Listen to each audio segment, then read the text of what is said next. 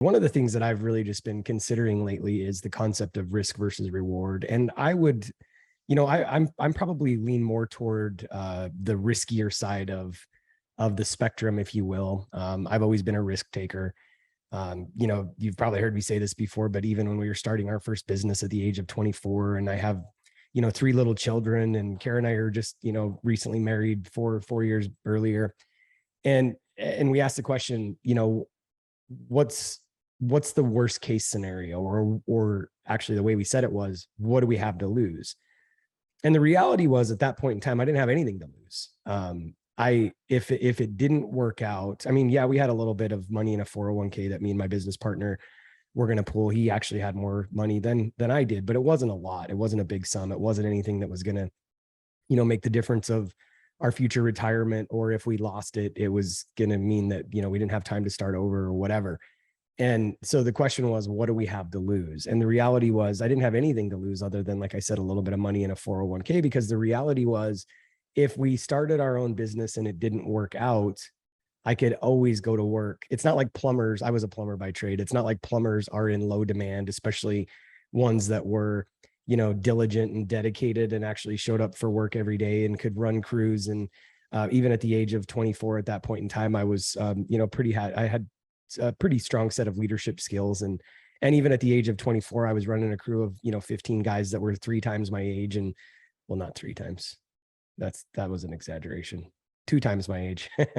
But, anyway, I was running crews of people, a lot older and a lot more experienced than I was, because my boss could trust me. And so the worst case scenario was, I'd have to go back to work for another company. And yeah, maybe that particular company wouldn't hire me back, although they probably would. That was my worst case scenario. Go back to the job that I already had. So what was the risk? There really wasn't a whole lot of risk. And the point that I'm making today is, and this is what I've been realizing lately, when we launched that business when I was 24 years old, we grew very quickly. By the end of that first year, we had almost 20 employees. We were doing roughly $1 million in revenue by the end of year 1. And, we just always, every year was just constant growth, and we were hiring people left and right. And I was, hiring the best consultants, as I've shared, this version of the story so many times. But the reality was, I didn't have much to lose. And, I've been thinking about this lately, because I feel like I'm at a pinnacle. And one of my favorite books is The Big Leap. And we hit these upper limits, like these glass ceilings. And I feel like I'm at an upper limit in my life right now. And I'm sharing this because, as I said earlier, if I'm dealing with it, the likelihood of other people dealing with it are the same. And the thing that I've been wrestling with, and one of the upper limits that I'm hitting that I didn't deal with as much when I was younger, was, the fear of making big catastrophic decisions. Like, that's kind of how I think about it. And the reality is, if you're watching this on video, you'll see, but like, I kind of look at this as an upward climb. And, when I look back to the age of 24, and when we're younger, we don't have as much to lose. We can risk more. And so when I was thinking about, our business growing, and we have more work than we have employees, and, we need to hire some management, and we need to hire consultants, I didn't have any choice.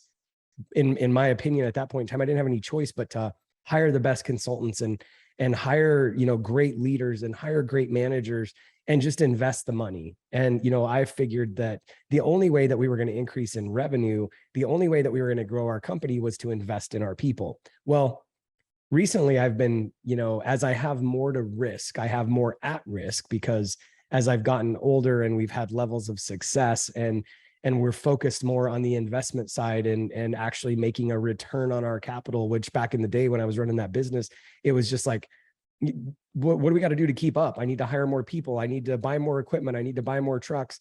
I don't know that I really understood, whether I had a choice. It was like, if we want to keep growing, we just keep doing this. Well, now I'm a lot more conservative, I guess, in my decision-making processes. It takes me a lot longer, and it's because I have more at risk. And so the question that I have for you today is, in what areas of your life are you playing smaller than maybe you would have at one point in time? Or maybe you're not making decisions because, as you've gotten older and you're secure in the amount of money that you're making, maybe it's in your W-2 job, or maybe it's in, the business that you're running, or maybe you've gotten accustomed to a certain amount of passive income, and living at a certain level, and you're comfortable with that, which, by the way, we all have different levels of comfort. And if you're happy with where you're at, then that's great. Another concept that I've really been talking about, and maybe I've recorded a podcast on this, if not, I will. I fully believe that you can be satisfied and not content. You can be satisfied with what you have in life. You can be satisfied with the life that you have and the people that are in your world, et cetera, and not be content